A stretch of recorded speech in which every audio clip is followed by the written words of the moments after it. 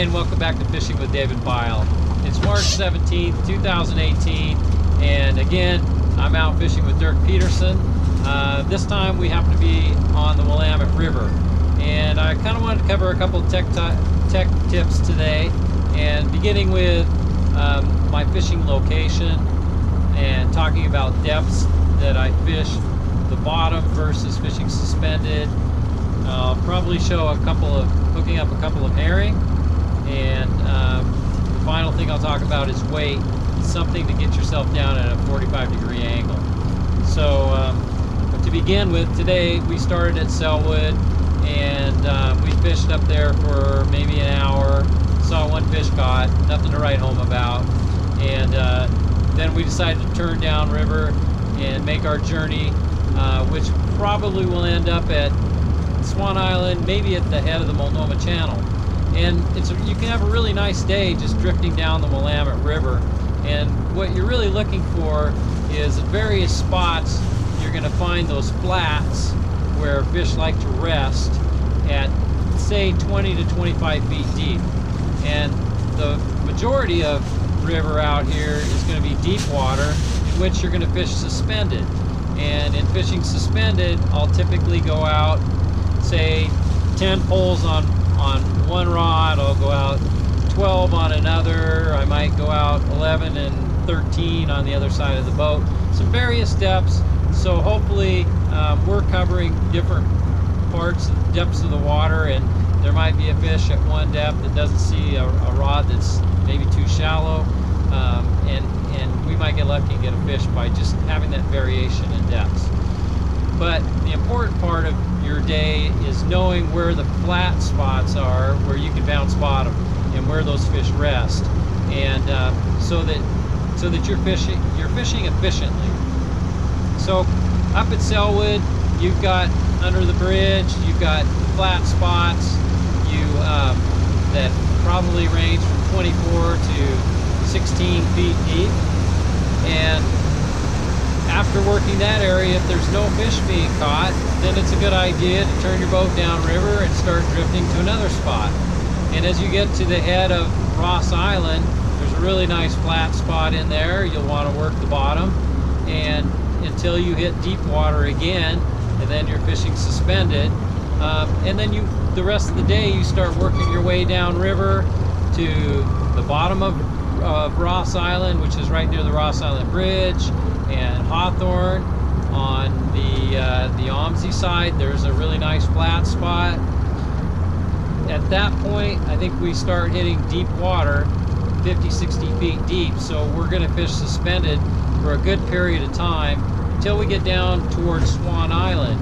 And at Swan Island, there's Gunderson on one side, there's, I forget the name of what used to be on the other side of the river. What is that, Dirk? What's down there now?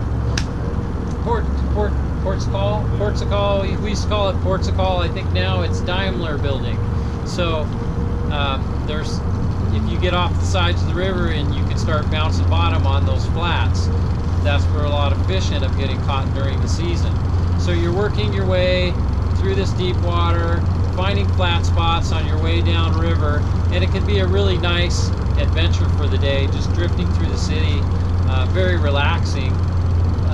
A lot less work than fishing on the Columbia, where you got to be on it all the time. The river's moving super fast, and you really got to be on your game. Out here, you can kind of look around and enjoy the scenery. But another thing about this water is it moves a lot slower, so you can, typically people do turn around and fish upriver. You don't just have to go with the current as a general rule. So that's just another real quick tip within a tip. So working your way down, you might find various spots flat spots to fish, and end up at the Multnomah Channel, at the head of the Multnomah Channel, and then you turn your boat around and run back up to the boat ramp and call it a day.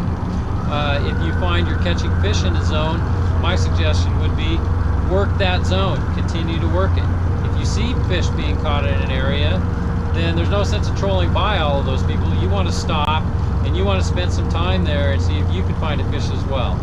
So and then the flip side of that is, if you go into a zone and nobody's catching fish, you ask somebody, how long have you been here? Have you caught anything? Have you seen anything? Then you might not want to spend a lot of time in that zone. So that's just a real quick and dirty about drifting down the Willamette River and the various areas that you can pick up fish. Again, the important part of that is knowing when to get your gear to the bottom and bouncing the bottom versus when you're going to fish suspended. So second piece we'll talk about is I'll change out some bait here. It's time. Probably every 45 minutes to an hour, you're going to want to put some new herring on, and that might even be pushing it. You really want to have fresh bait out as much as you can. And we're running 2 rods a piece, so I'm going to change out 4 herring today. And I'm going to use a whole herring, and I'm going to use a cut plug. So my normal hookup for a cut plug, I'll show you. And I showed a couple weeks ago how I hook up a whole herring, but today it's going to be a cut plug. So this I call the short side, this I call the long side. You can kind of see with that angle there is a longer side and a shorter side. I come through the short side first, which I think the majority of people I've fished with come through the long side. I like the short side, so for me that's the way I do it. And I want to sink this as deep as I can before I start to turn and have it come out the side of the fish. If I cut it too soon, it comes too close to the front of the fish for my taste. But I want it to be as deep as possible. And when I'm pulling it through, I really want to kind of wiggle it through very carefully so I don't damage the side of the fish where that hook is coming through. And I let that dangle. I don't bury it in the back of the fish. And for the sake of this fish, I will actually do a different one. I kind of come through from the long side across the bone and come out as probably as close to the front as I'm comfortable with. That's about the way I like to hook it. Now I'm going to throw this in the water and make sure it spins. I always check and make sure it spins before I drop it or drop it to the bottom or suspend it. So we're going to put that in the water, point the camera down, and see what kind of roll I get.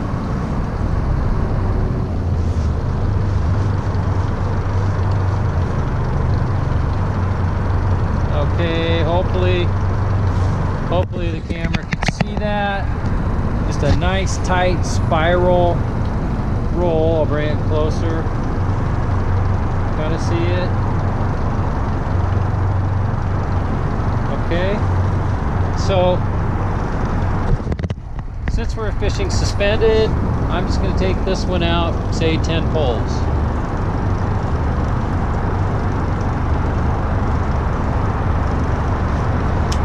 Lock it, put it in my rod holder. Okay, so that's one hookup. The second one, I'll pull in my second rod here. And it's a very similar way to hook up. I find it catches a lot of fish, but it's not truly as durable just because of the way it's hooked. It can tear out a lot easier. So pull this piece of herring in. Sorry about the noise. We've got the Fremont, we're coming under the Fremont Bridge about this time. And I do leave the guts in, by the way. That's why you see this hanging out in front of my other fish. Okay, so on this particular hookup, I'm going to again come through the short side. And this time, I'm going to take my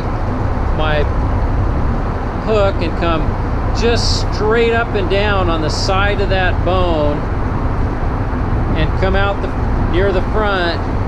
Looks just like that, but it's not a slanted hook, it's just kind of straight up and down. And again, leaving this hook dangling near the tail. So that's the second hookup. Dirk, you want to reel one of those in?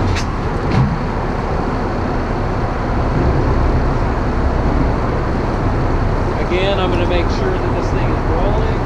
It's got a really nice tight spin. Looks almost identical to my other rod that I just dropped in.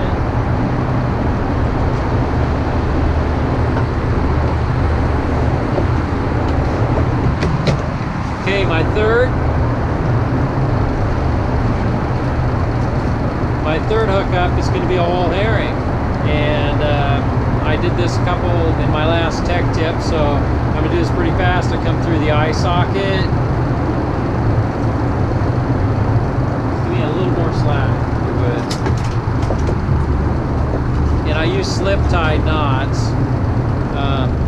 So in this case, I'm pointing the tip of the hook toward the back of the fish, coming through about center of the fish. So if I can get through. Okay.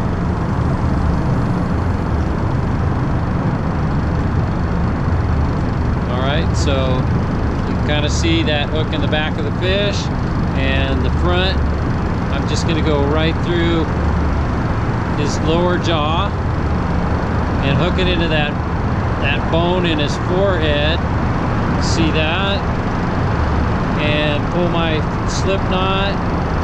Just get a little bit of a curve. Doesn't take much. And then I'll put this in the water and we'll see what the roll looks like.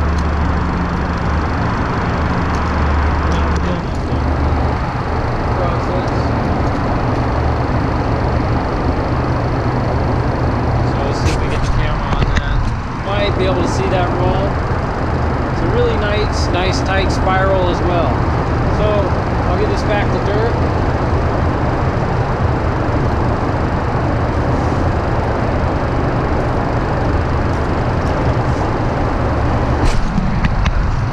Okay, so that's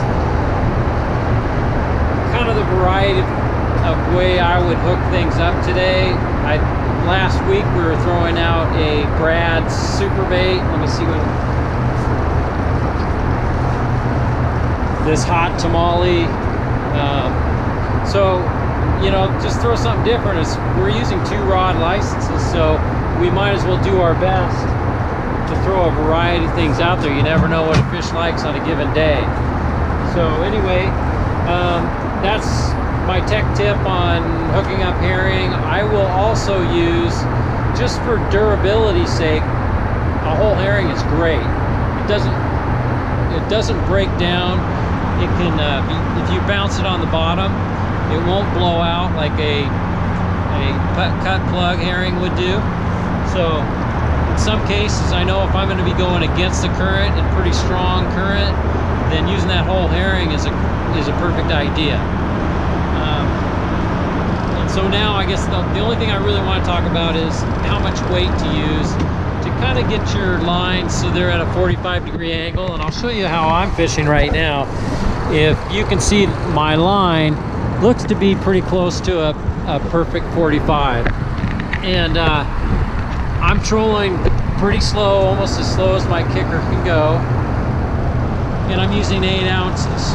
So in faster moving water, if you're turning and going up current, then you probably are going to use 12 ounces, maybe even more. We go down to buoy 10, we'll use 16 ounces, sometimes 20 ounces. So in the heavier currents, or if you're going deeper water, you're going to need more lead. As long as you're going with the current and you're in shallows, like you're going to keep your gear between 15 and 25 feet, then you're probably not going to need, going with the current, you're probably not going to need more than 8 ounces. 6 ounces might even be sufficient in some cases. Got a wave here, bear with me.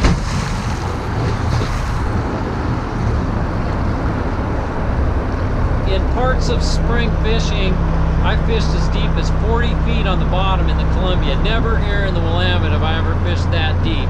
but I've actually bounced my gear in 40 to 50 feet of water in the middle of the day when the sun is straight up, and we're talking probably the first week in April on a warm day.